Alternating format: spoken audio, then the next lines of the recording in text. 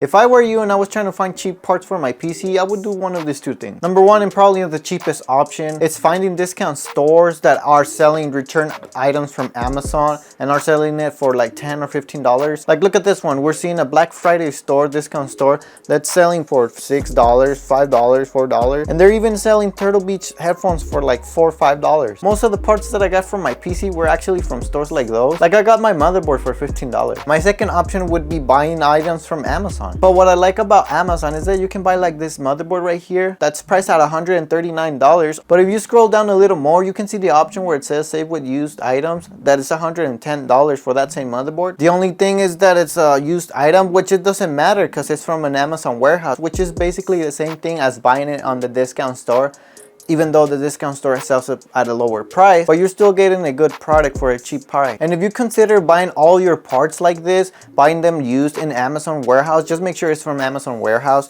you would save a lot of money when you add it all up. But yeah, I hope it helped, and please follow for more, guys.